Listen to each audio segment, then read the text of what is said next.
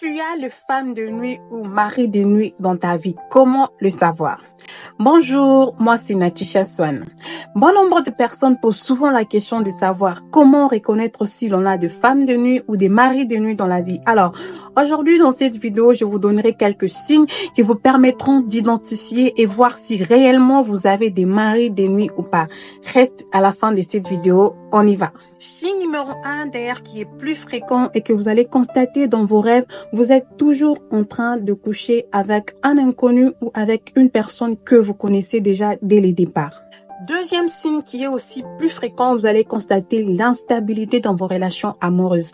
L'avant-hier, vous étiez dans une relation X, hier, vous étiez dans une relation Y et aujourd'hui, vous vous retrouvez dans une relation M. En tout cas, ça là, c'est l'œuvre de femmes et des maris de nuit. Prenez note.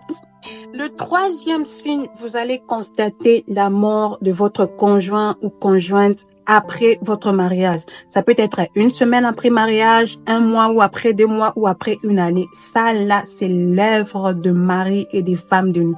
Ça commence à être fréquent, hein, surtout ici en Afrique. On y va. Quatrième signe que bon nombre de gens ignorent, mais c'est une réalité et c'est un peu triste. Vous allez constater que une fois vous vous engagez dans une relation amoureuse, vous perdez automatiquement votre boulot. Valable pour les femmes aussi. Soit après votre mariage, 1 mois, 3 mois après, 9 mois après, votre mari perd le boulot. Ça, c'est l'œuvre de femmes et de maris de nuit.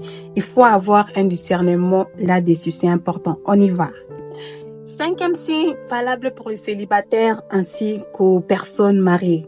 Vous sentez à chaque instant, chaque minute, chaque heure l'envie de vous masturber. Et cela vous pousse à visualiser des vidéos pornographiques. Sachez que là, c'est l'œuvre de maris et des femmes de nuit, car ça en profite à leurs intérêts. On y va.